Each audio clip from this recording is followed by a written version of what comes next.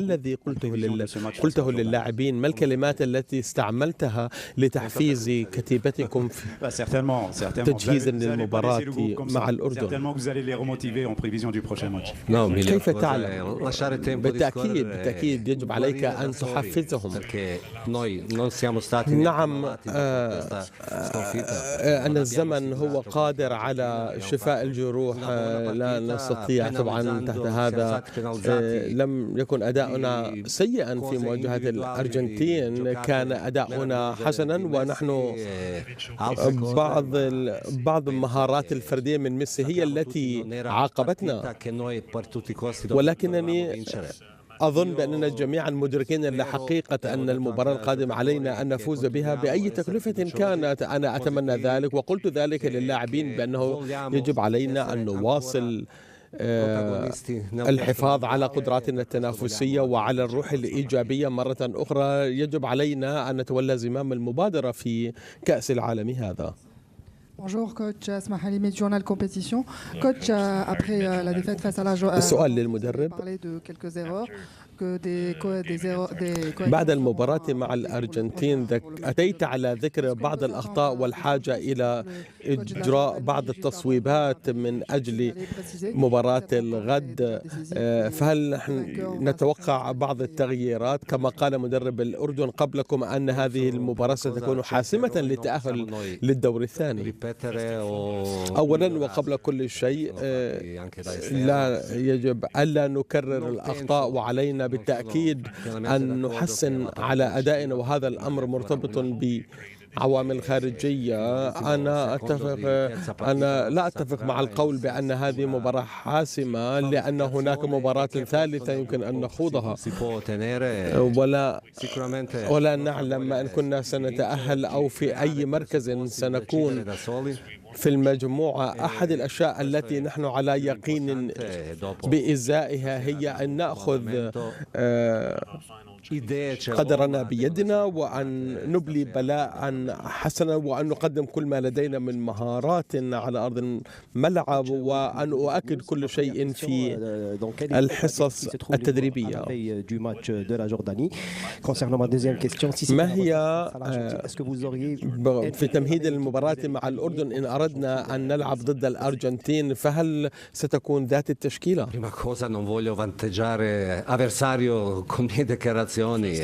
أولا وقبل كل شيء أنا لا أريد أن أعطي أي أفضلية للخصم من خلال الإفصاح عن أي معلومات في المؤتمر الصحفي، ولا أريد أن أفصح عن التشكيلة قبل الوقت المناسب.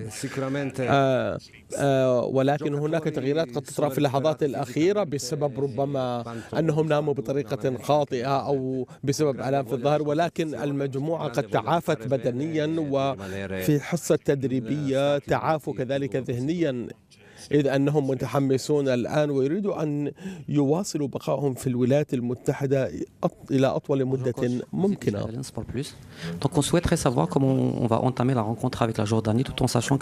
السؤال: كيف ستواجه هذه المباراة ضد الأردن علما بأنها حاسمة للمنتخبين، وفي ظل أن الأردن أداؤه في كرة القدم جيد جدا، ونحن تلقينا 3 أهداف في المباراة السابقة، فكيف ستكون طريقة اللعب؟ هل سنهاجم كثيرا؟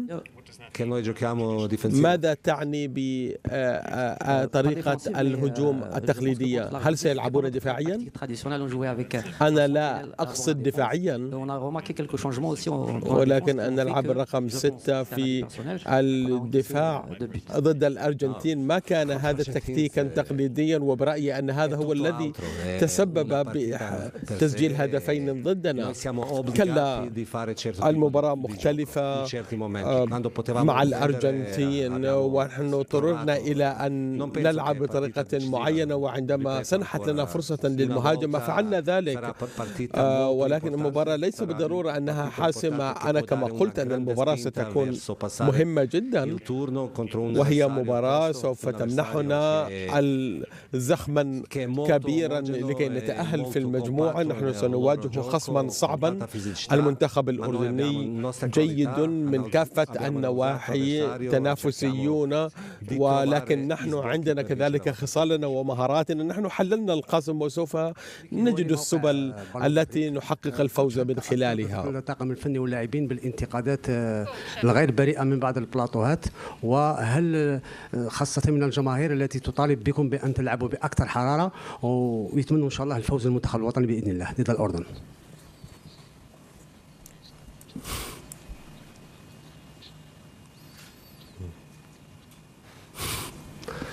Io non leggo niente, non so di cosa si tratta. أنا لا أعلم عما تتكلم، ليس عندي أي حسابات على وسائل التواصل الاجتماعي. لهذا السبب تركيزي هو على المباراة وعلى اللاعبين، ونحن نحاول أن نخلق أجواء إيجابية تساعدنا على الفوز في المباراة.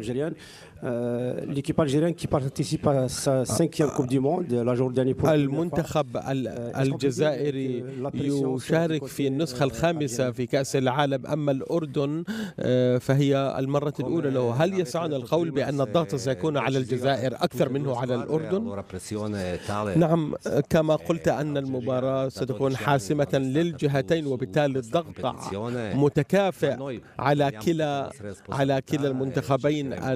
الجزائر لم تشارك في كأس العالم منذ سنوات، وبالتالي علينا أن نجد السبل المناسبة لكي نخرج بنتيجة إيجابية من هذه المباراة. Hemos escuchado a varios entrenadores hablar de que el fútbol. السؤال: لقد سمعنا العديد من المدربين أن مدة المباراة ما عادت شوطين، بل هي 4 أشواط صغيرة بسبب استراحة الترتيب. فما هو رأيك بهذا الترتيب الجديد؟ Sì, sono partite che si possono gestire in maniera diversa, forse per questi due. نعم، يمكننا إدارة المباراة بعدة طرق مختلفة، وهناك هذه الاستراحة 2 أو 3. يمكن كمدربين أن نعطي اللاعبين بعض المعطيات، وعندما يجتمع اللاعبين حولي يمكنهم أن يستمعوا إلى ما نقوله. ولقد لاحظت في بعض المباريات أن بعض اللاعبين يستغرقون 60 ثانية لكي يصلوا إلى الخط الاستراحة، وبالتالي يجب أن يكون الأمر سريعا. الأمر سيكون أسهل لكي نوصل رسالتنا وملاحظاتنا للاعبين.